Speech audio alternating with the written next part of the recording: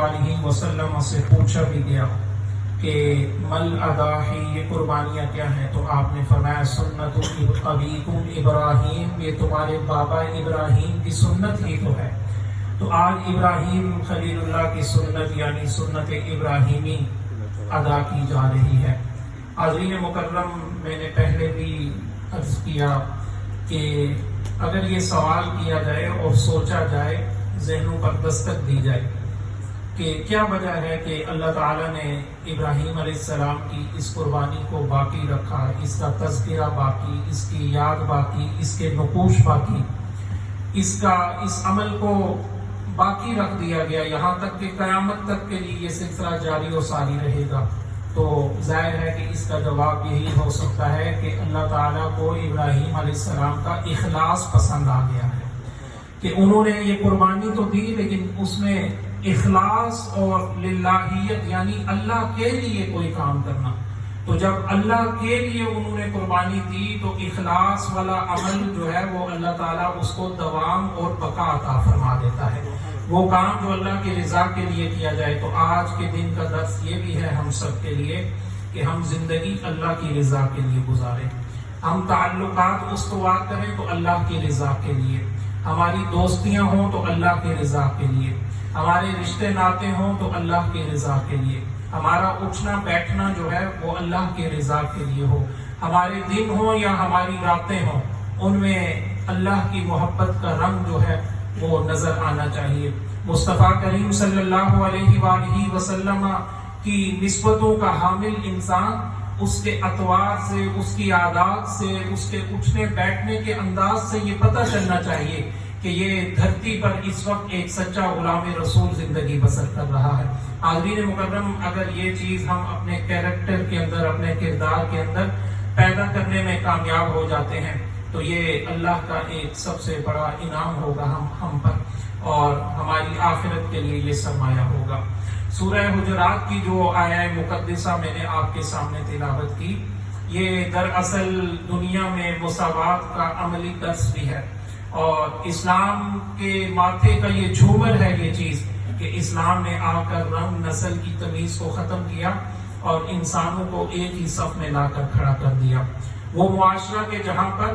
یہاں تک کہ حج جیسی جو ایک مقدس عبادت تھی جو کہ ابراہیم خلیل اللہ کے دور سے چلی آ رہی تھی، اس عبادت کے اندر بھی یہاں تک اس قسم کی برائیاں شامل ہو چکی تھی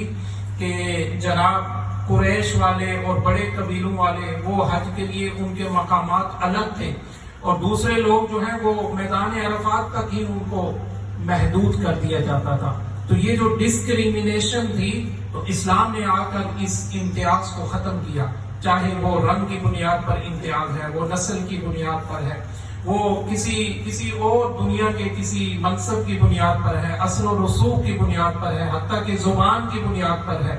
تو جتنے بھی امتیازات تھے وہ قرآن مجید نے اور اسلام نے ان کو ختم کیا۔ اللہ رب العالمین نے فرمایا وہ لوگوں ہم نے تمہیں پیدا کیا مرد سے اور عورت سے، جب تمہاری اصل ایک ہے تو پھر تم میں فرق کوئی نہیں ہے۔ وَجَعَلْنَاكُمْ شُعُوبًا وَقَبَائِلَ لِتَعَارَفُوا، اور ہم نے تمہیں قبیلوں میں جو تقسیم کیا تو اس کا مقصد یہ ہے کہ لِتَعَارَفُوا، یہ تو تمہارے تعارف کے لیے ہے، یہ تو اس لیے ہے کہ تمہاری پہچان ہو جائے دنیا میں کہ تم فلاں قبیلے سے ہو، تم فلاں قبیلے سے ہو، تم فلاں قبیلے سے ہو۔ تو یہ جو نسلوں کے اندر تفاوت ہے، تنوع ہے، اس کا مقصد تو فقط پہچان ہے۔ اور پھر بڑائی کا معیار، شرافت کا معیار، بزرگی کا معیار، فضیلت کا معیار کس چیز کو قرار دیا؟ فرمایا ان اکرمکم عند اللہ اتقاکم، اگر تم چاہتے ہو کہ اللہ کے ہاں عزت اور بلند مرتبہ حاصل کر لو تو پھر اپنے آپ کو تقوی سے مزین کر لو، اللہ تعالیٰ کے ہاں سب سے زیادہ عزت والے بن جاؤ گے۔ ان اللہ علیم خبیر، بے شک اللہ بہت زیادہ علم والا اور ہر بات سے باخبر ہے۔ حاضرین مکرم، آج ہی کے دن رسول اللہ علیہ السلام نے انسانی حقوق کا منشور اعظم دنیا کو دیا۔ یہ یوم النحر ہی تھا جب حضور علیہ السلام نے وہ عظیم خطبہ دیا کہ جسے کہا جاتا ہے کہ the greater charter of human rights, اور یہ وہ ہیومن رائٹس، انسانی حقوق کے لیے وہ منشور اعظم ہے، وہ عظیم خطبہ ہے کہ جناب بعد والوں نے تو وہ نقالی کر کے کچھ چیزیں وہاں سے حاصل کی اور اپنے نام لگا کر وہ دنیا میں ہیومن رائٹس کے چیمپئن بنے، لیکن جناب حقیقت تو حقیقت ہے، سچائی کو چھپایا نہیں جا سکتا۔ جس طرح سورج کی روشنی جو ہے وہ اپنے ہونے کا پتہ دیتی ہے، جس طرح خوشبو اپنا وجود خود محسوس کروا دیتی ہے، اسی طرح رسول کریم علیہ السلام کی رحمت سارے جہانوں کو اپنے آپ کا پتہ دے رہی ہے کہ حضور رحمت للعالمین آقا صلی اللہ علیہ وآلہ وسلم نے اپنوں کو بھی، بیگانوں کو بھی، جو مانتے ہیں ان کو بھی، جو نہیں مانتے ان کو بھی آپ کی رحمت نے نوازا ہے، اور انسانیت کو وہ وقار، وہ عزت اور وہ بلند مرتبہ عطا کیا ہے کہ جس کی مثال کہیں اور نہیں دی جا سکتی۔ رسول کریم صلی اللہ علیہ وآلہ وسلم نے خطبہ دیا تو فرمایا یا ایھا الناس الا ان ربکم واحد، کہ اے لوگو تمہارا رب تو ایک ہی ہے، لا فضل لعربی علی عجمی ولا لعجمی علی عربی ولا لاسود علی احمر ولا لاحمر علی اسود الا بالتقوی۔ لوگوں جان لو یہ بات، جب تمہارا رب ایک ہے تو کسی عربی کو اجمی پر، کسی اجمی کو عربی پر کوئی فضیلت حاصل نہیں، کوئی برتری اور کوئی سپرمیسی اسے حاصل نہیں ہے۔ ہاں یہ بھی یاد رکھو کہ سرخ کو کالے پر اور کالے کو سرخ پر کوئی فضیلت، برتری اور بلند مرتبہ ہونے کا اعزاز اسے حاصل نہیں ہے۔ اگر کسی کے دامن طلب میں یہ خواہش ہے کہ وہ بلند مرتبہ ہونا چاہتا ہے تو اسلام نے اس کے لیے ایسا اصول مقرر کیا ہے کہ الا بالتقوی، وہ اپنے آپ کو تقوی کی دولت سے مزین کر لے، اللہ رب العالمین بلندیوں کے سارے اعزاز اس کے نام کر دے گا۔ حاضرین مکرم، یہ وہ ایکویلٹی کا وہ پرنسپل ہے کہ اسلام نے 14 صدیاں پہلے مساوات کا یہ عظیم قانون انسانیت کے نام کیا تھا۔ ہیومن رائٹس کی آج بات کرنے والے لوگ جناب، ان کے ہاں تو کتابوں میں تو یہ چیز ملتی ہے، آپ دیکھیں گے کہ universal declaration of human rights کا جو آرٹیکل 7 ہے اس کے اندر انہوں نے لکھ تو دیا کہ everyone is equal before the law, لیکن پریکٹیکلی ان کے ہاں ایسا نہیں ہے۔ عملی طور پر دیکھیں کہ جناب کشمیر میں جو کچھ ہو رہا ہے، جو کچھ فلسطین میں ہو رہا ہے، تو جناب یہ ہیومن رائٹس کے چیمپئن کہاں پر ہیں؟ کیا ان کو یہ نظر نہیں آتا کہ وہاں کیا کیا ظلم جو ہے وہ مسلمانوں پر ڈھایا جا رہا ہے؟ لیکن وہاں ان کی زبانیں جو ہیں وہ کیوں خاموش ہیں؟ اس لیے خاموش ہے کہ کتابوں میں تو انہوں نے لکھا کہ قانون کی نظر میں سب برابر ہیں، لیکن حقیقت میں وہ ایسا کر نہ سکے۔ اس کے لیے آپ کو دہلیز مصطفیٰ کریم علیہ السلام پر ہی جانا پڑے گا کہ جہاں حضور علیہ السلام نے برملا یہ اعلان کیا تھا، کسی پریشر میں نہیں آئے تھے۔ قبیلہ بنی مخزوم کی عورت کی چوری کے معاملے میں جب سفارش کی گئی تو حضور علیہ السلام نے فرمایا یہ تو قبیلہ بنی مخزوم کی فاطمہ ہے، اللہ کی قسم اگر محمد بن عبداللہ کی بیٹی فاطمہ بھی ہوتی تو میں اس کے بھی ہاتھ کاٹنے کا حکم جاری فرما دیتا۔ جناب اپنے بیگانوں کو کے لیے ایک ہی اصول رکھنا اور ایک قانون ہونا، اگر یہ نعمت اور یہ عظیم دولت اگر کسی نے عطا کی ہے تو وہ حضور علیہ السلام کے نظام رحمت نے دنیا کو عطا کی ہے۔ تو اس لیے حاضرین مکرم ہمیں جو ہے وہ اسلام ہی کی طرف، ڈاکٹر اقبال نے برملا کہا تھا خطبہ الہ آباد کے اندر کہ اے مسلمانوں یاد رکھو کہ تمہیں کل جس چیز نے عزت دی تھی آج بھی وہی چیز تمہیں عزت دے گی۔ کل تمہیں یہ وقار اور یہ الوف اور دنیا کی امامت کا اعزاز جس چیز نے عطا کیا تھا آج بھی وہی چیز تمہیں یہ اعزاز عطا کرے گی۔ اور پھر آپ نے کہا تھا کہ وہ چیز کوئی اور نہیں ہے، اس چیز کا نام اسلام ہی ہے۔ اسلام ہی وہ طاقت ہے جو مسلمانوں کو ان کا کھویا ہوا وقار دوبارہ عطا کر سکتا ہے۔ اور پھر آپ نے یہ بھی کہا تھا کہ اے مسلمانوں غلط فہمی میں مبتلا نہ ہونا، یاد رکھو کہ مشکل وقت میں مسلمانوں نے اسلام کو نہیں بچایا ہے، اسلام نے ہمیشہ مسلمانوں کو بچایا ہے۔ جناب یہ آئیڈیالوجی جو ہے، یہ نظریہ، یہ ہمارے پلے رہنا چاہیے کہ آج بھی کمزور مسلمان اگر دوبارہ اٹھنا چاہتا ہے تو پھر اسلام کے دامن سے پرخلوص ہو کر اپنے آپ کو وابستہ کر لے، اللہ تعالیٰ اس کو پھر سے عروج کی منزل عطا فرما دے گا۔ حاضرین مکرم، رسول رحمت علیہ الصلوۃ والسلام نے انسانی حقوق جو ہے وہ صرف بیان ہی نہیں فرمائے، عملاً وہ عطا بھی کیے ہیں انسانیت کو۔ غلاموں کی باری آئی تو حضور علیہ الصلوۃ والسلام نے کیا فرمایا کہ ارقا کہ خبردار میں غلاموں کے معاملے میں تمہیں ڈراتا ہوں، غلاموں کا خیال رکھنا ہے، یعنی نوکروں چاکروں کا، اپنے ماتحت لوگوں کا تم نے خیال رکھنا ہے۔ اور پھر یہاں تک کرم، یہاں تک رحمت کہ فرمایا کہ جو خود کھاؤ اپنے نوکروں کو بھی کھلاؤ، جو خود پہنو ان کو بھی پہناؤ۔ تو جناب وہ معاشرہ کہ جہاں جانوروں سے بدتر زندگی غلام بسر کیا کرتے تھے، اس معاشرے میں حضور علیہ الصلوۃ والسلام نے غلاموں کو عزت اور وقار عطا کیا، اور برابر کے حقوق ان کو رسول کائنات علیہ تحیت و ثنا نے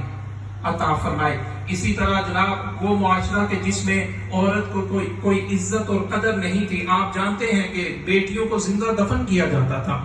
بیٹیوں کا پیدا ہونا یہ نحوست کی علامت سمجھا جاتا تھا، اور جناب بیٹوں کی پیدائش پر فخر اور شادیانے بجائے جاتے، دعوتیں اور ضیافتیں عام ہوتی، لیکن بیٹی کی پیدائش پر منہ چھپا لیا جاتا تھا۔ لیکن حضور علیہ الصلوۃ والسلام نے کس طرح بیٹیوں کو عزت دی۔ ایک تو آپ نے فرمایا کہ جس شخص کی 3 بیٹیاں ہوں، پھر فرمایا جس کی 2 بھی ہوں، فرمایا وہ ان کی اچھی پرورش کرے، ان کی کفالت کرے، تعلیم و تربیت کرے، پھر ان کی شادی کر دے۔ تو حضور علیہ الصلوۃ والسلام نے فرمایا کہ مجھ محمد پر اس کی شفاعت واجب ہو جائے گی، میں قیامت کے دن اللہ کی بارگاہ میں اس کی سفارش کروں گا کہ اے میرے مالک، اس کو اللہ نے تو نے بیٹیاں عطا کی تھی، اس نے ان کی پرورش کی تھی، ان سے پیار کیا تھا، اس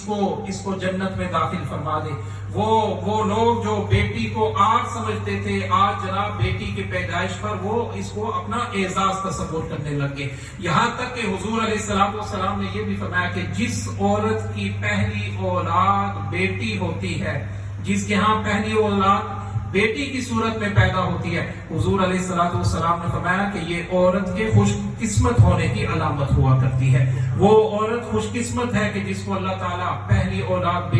بیٹی کی صورت میں عطا فرماتا ہے۔ پھر رسول کریم علیہ الصلوۃ والسلام نے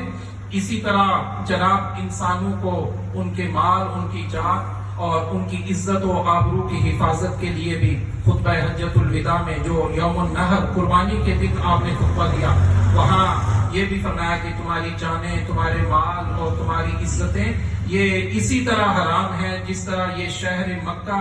اس کی حرمت ہے، جس طرح آج کے دن کی حرمت ہے، اور آج کے اس دن کی حرمت جس طرح مسلمہ ہے، اسی طرح مسلمان کی جان، مال اور عزت پر ہاتھ نہیں ڈالا جا سکتا ہے۔ جناب یہ ساری ضمانتیں، یہ ساری گارنٹیز رسول کریم علیہ الصلوۃ والسلام کے نظام رحمت نے ہمیں عطا کی ہیں۔ آج پھر سے اگر ہم جناب وہ اقبال نے اسی لیے تو بجا کہا تھا کہ اے مسلمانوں، وہ سارا نصاب تو تمہارے پاس ہے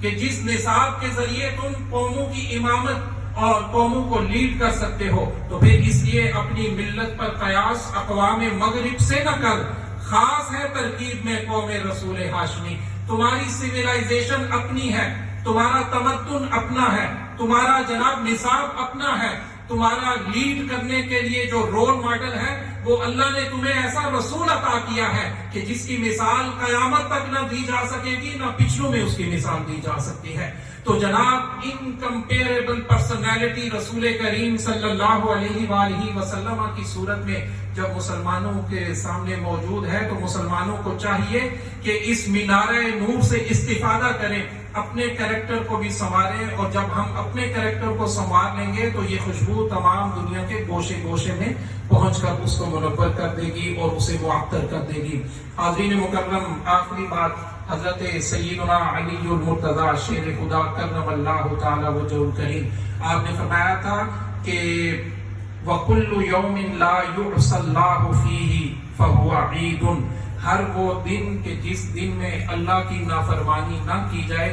ہر وہ دن مسلمان کے لیے عید کا دن ہوا کرتا ہے۔ حاضرین مکرم، عید کے دن کا پیغام یہی ہے کہ ہم یہ امنگ آرزو اپنے اندر دوبارہ سے پیدا کریں کہ ہم نے جینا اللہ کے لیے ہے، ہم نے مرنا اللہ کے لیے ہے، ہماری نمازیں اللہ کے لیے، ہماری قربانیاں اللہ کے لیے، اور دنیا میں زندگی گزارتے ہوئے ہمارا اٹھنا بیٹھنا سونا جاگنا سب کچھ اللہ رب العالمین کے لیے ہے۔ جناب یہی کامیابی کی کلید ہے، یہی سکسیس کی ہے۔ اللہ تعالیٰ مجھے اور آپ کو عمل کی دولت سے مالا مال فرمائے۔ وآخر دعوانا ان الحمد للہ رب العالمین۔